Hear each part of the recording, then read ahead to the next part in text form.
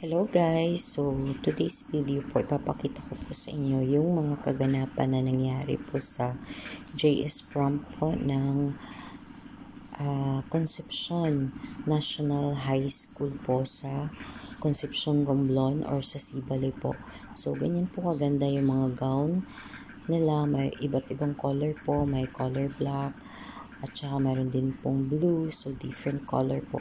Pero isa lang po yung masasabi ko, sobrang ganda po ng mga gown na nakita ko that night. Kahit na po yung suit po ng mga male ay sobrang ganda din. Just to imagine guys, ito po ay maliit lang po na island. Pero tingnan nyo naman po yung mga gown na nasuot po ng mga students. Sobrang ganda po talaga. Ang ganda. Na-amaze po talaga ako kasi syempre dun po sa city iba naman po yung gown nila, pero dito po kahit po napakaliit lang po na island ng Sibale, pero ang gaganda po ng suot po ng mga student during JS Prom. Ito po ay JS Prom na naganap nung March 2024. So yan po yung kaganapan. Ayan, tingnan nyo naman po gaano po kaganda at ka-unique yung mga style ng gown. Actually po, madami kasing gumagawa ng gown po sa Pinamalayan. Kaya kung makikita nyo po, sobrang ganda po ng mga gown nila. Fairy yata yung nila. Yung team ng nito is fairy. Fairy daw yung team ng JS Prom nila. Pero tingnan nyo, ang ganda. Ako talaga sobrang nagagandahan. So, ginanap ito sa cover court ng National High School sa Concepcion National High School. Ito po yung cover court nila. So, ayan siya, diba? Ang gaganda. Nagkikislapan. Ang ganda talaga tingnan. Ito, may pink pang kulay. Ang ganda. Tas may ganyan. May glitters. Diba? Sobrang nagandahan talaga ako dito na time habang pinapanood ko. Sayang lang kasi yung doon na side, yung medyo malayo sa akin, hindi ko kasi makita. Kasi dito lang ako na side na naka-base para mag-video. Kasi nga hindi ako naka-prepared nung sabi ko mag-video ako. Yung yung side na pang video ko ay hindi nasa center, kasi yung center niyan is syempre nandun na yun sa stage, diba? So nasa gilid lang ako. So yun lang yung makikita natin is yun talagang naglalakad lang dito sa side natin. Yun lang talaga yung mafo-focus natin, yung kanilang mga gown at saka yung suot din ng partner nila. So yan, ang ganda talaga guys. O tingnan nyo, yan, may yung niya Cinderella style. Tapos ito din, red na glitters. Ang ganda niyan. Tapos ito din, maganda nga siya sa video. Mas maganda pa talaga in person. Kung makita nyo, mas maganda pa siya in person. Tapos dyan sa video, ay ang ganda din. Ito ding pink na to, diba? Pabalon-balon. Ang ganda din. Talagang well prepared talaga po yung mga student habang ginagawa po nila ang kanila pong JS. Yun, ito din balloon. Ito ay anak ng friend ko, 'di ba? Ang ganda. Ganda ng gown niya. Bonggang-bongga. So dito naman na side ay maganda din, black yung kulay ng kanyang gown. So yan yung kabuuhan. Tingnan niyo sa malayo. Yan ang laki ng cover court ng Concepcion National High School. Ito namang isa ay maganda din siya. Parang fuchsia pink yung kanyang kulay. Diba? Yun lang talaga mapofocus natin is yung malapit lang sa atin, yung papalapit sa atin. Yun lang talaga yung makikita natin na gown. Pero alam nyo guys, yung dun sa kabilang side, sobrang ganda din yung nila, yung gown nila. So ito maraming yung may glitters or may sequence na na gown. So ito namang isa maganda din yung kanyang gown. Basta masasabi ko lahat ng gown dyan ay sobrang ganda. Ayan diba? Ayan din, iba din yung style nitong isa. simple lang pero look elegant naman. So this time yun na yung pag-prepare na nila para sumayaw. So ang ganda ng pagka-perform ng kanilang dance. Yung iba dyan guys kasi kulang kasi ng kulang yung male. So may yung mga teacher ay naki-join na din para sa kanilang pagsayaw. So ang gagaling talaga. Tingnan nyo naman, makita nyo naman pagsayaw nila guys. Oh, very graceful. Ayan. Ganyan sila magsayaw. Tapos diba? Ang ganda, ang galing. So, panoorin na lang natin paano sila magsayaw kahit walang music kasi nga mahirap naman kung maglagay tayo ng music, baka po tayo ma-CPR. So, ang importante po dito ay pinakita ko po sa inyo na kahit napakaliit po na island ay ganito po kabongga kung mag-JS Prom. Actually, yung isla po ng Sibalik Concepcion Romblon is 2,700 hectares po yun. O diba, napakaliit lang. Tapos yung population po ng voters sa lugar namin is 3,000 lang po. 3,000 plus. Imagine niyo, konti lang po talaga. Pero, pag may occasion, kagaya po nito, ay talagang pinapakita po talaga ang best ng mga tao, very supportive po ang mga student, talagang pinaghahandaan nila kasi syempre naman once in a lifetime lang to, or sabihin na natin na twice mangyayari to during senior and high school, but still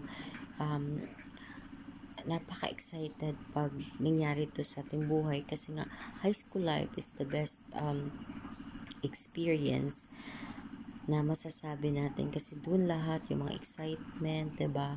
Doon tayo nagkakaroon ng mga crush, mga nagsisimula tayong magkaroon ng yung talagang best friend natin, at saka nagsa-start ng maging medyo matured na yung pag-iisip natin, syempre.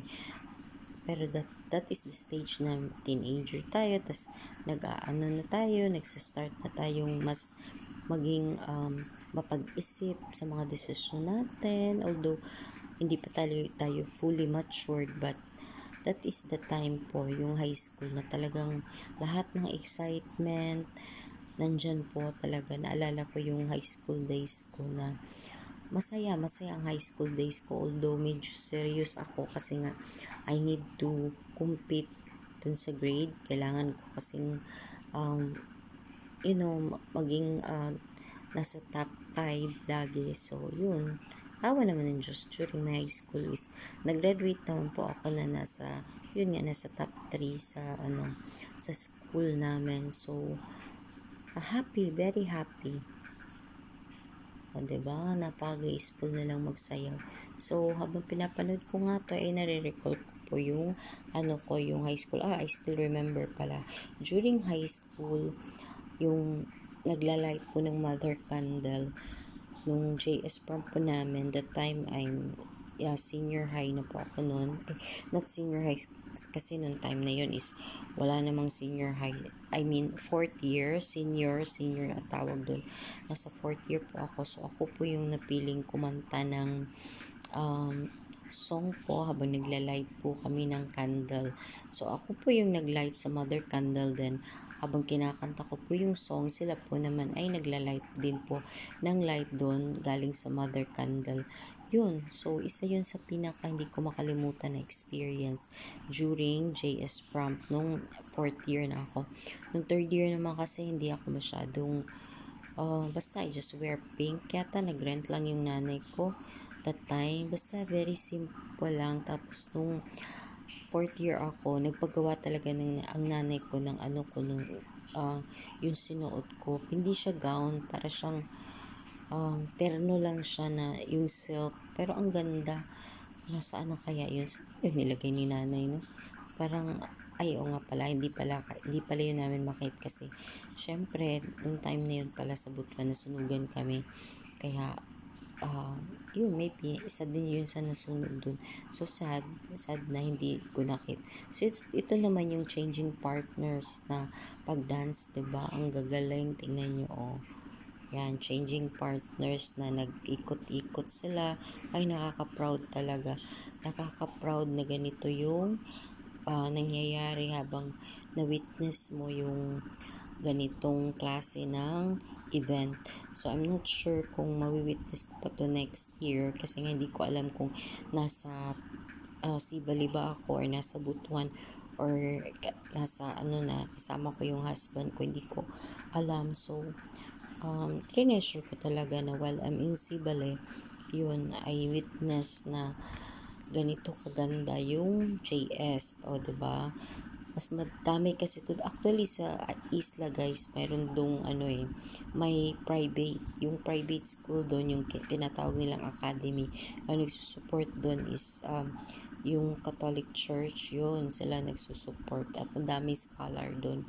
Tapos marami ding aside from doon nga sa church, mayroon din naman nag-sponsor na yung iba ay talagang may kaya at sila po nagsisponsor sa ibang mga student doon, o diba? Ang babae talaga ng taga Sibali, tulong-tulong lang po ang mga tao dito sa Sibali, sa isla, para po talagang maging successful po lahat, kasi ang success ng isang tao ay nakaka-proud din ng galing sa isla. At biruin nyo guys, ang dami-dami po ng matatalino sa isla.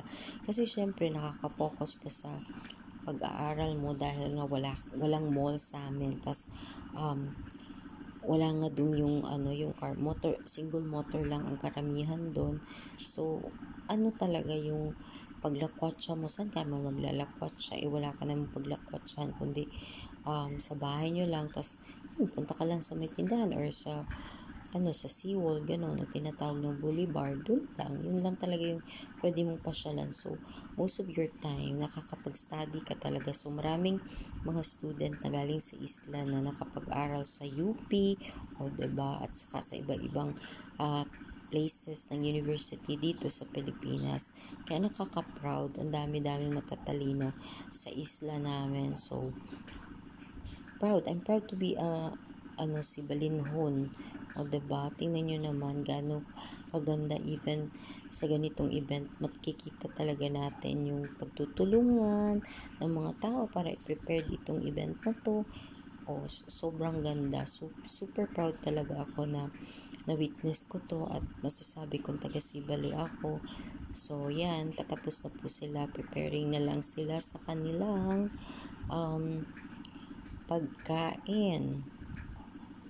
So, yan na yung uupo na sila kasi nga that time, tapos na silang nag-dance. So, paupo na lang sila that time. Ayun. Nag-iisa-isa na naman silang